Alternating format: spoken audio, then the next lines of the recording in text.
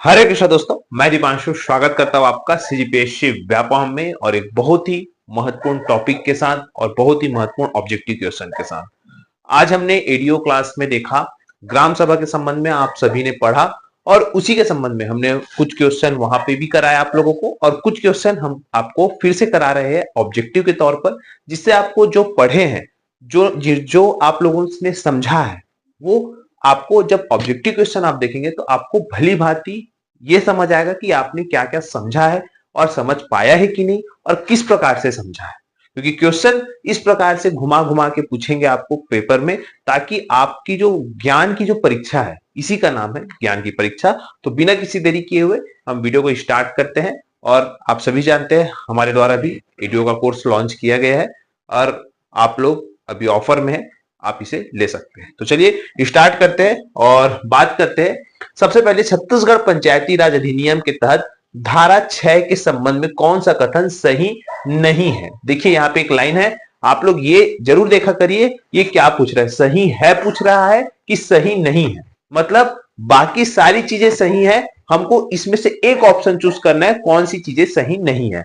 अब देखिए इसमें बोलता है ग्राम सभा की बैठक के लिए ग्राम सभा के कुल सदस्य संख्या के कम से कम 1/10 सदस्य उपस्थित होने पर ही गणपूर्ति मानी जाती है। आप सभी जानते हैं कि ग्राम सभा के लिए गणपूर्ति कितनी आवश्यक है, जो 1/10 होती है। टोटल जितना जिनसे मिलकर ग्राम सभा बनती है उनका जो है टोटल 1/10 होता है क्या, गणपूर्ति। और इसके साथ ही यहाँ पे 1/3 क्या होती है, महिला आवश्यक होती है गणपूर्ति में।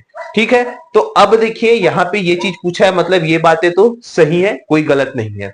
दूसरी बात बोलता है 1/4 महिला सदस्यों की उपस्थिति होना अनिवार्य है। अभी मैंने बताया 1/4 नहीं, 1/3 महिलाओं की जो उपस्थिति है वो अनिवार्य है। इसके अतिरिक्त ग्राम सभा की बैठक की सूचना बैठक की तारीख से कम 7 दिन पूर्व या 3 दिन पूर्व जो है वो दी जाती है। आप सभी को मालूम है कि विशेष बैठक की जो सूचना है वो 3 दिन पहले दी जाती है, सामान्य बैठक की सूचना है वो 7 दिन पहले दी जाती है। तो यहाँ पे दोनों तारीख दिया गया है, इसी वजह से इसको भी सही माना गया है।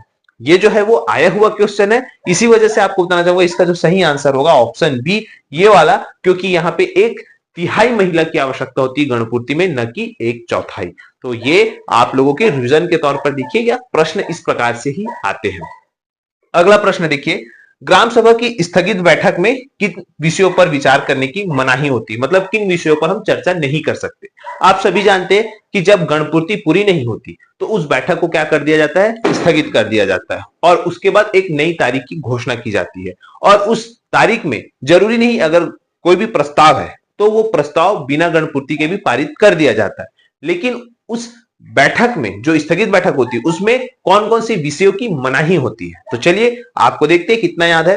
वार्षिक कार्य योजना की बैठक में बिल्कुल भी यहाँ पे चर्चा की नहीं की जाती, प्रशासनिक रिपोर्ट की भी चर्चा नहीं की जाती, वार्षिक बजट की भी चर्चा वहाँ पे नहीं की जाती, हितग्राहियों का चयन और इसके साथ ही वार्षिक लेखा एवं संपरीक्षक प्रतिवेदन का भी जो डिस्कशन है वो वहाँ पे नहीं किया जाता, उस चीज़ की मनाही होती है। तो ये सारी चीज़ें हैं, इसका पूरा जो आंसर होगा आपका ऑप्शन डी जो है इसका सही आंसर होगा, जहाँ पे टोटल सभी यहाँ पे सही आएंगे कि इन स्थगित बैठकों में इन सभी विषयों पर चर्चा नहीं की जाती। तो इसका सही आंसर ऑप्शन डी होगा। ठीक है, तो ये सारी चीज़ें हैं। इसके बाद हम देखते हैं नेक्स्ट क्वेश्चन।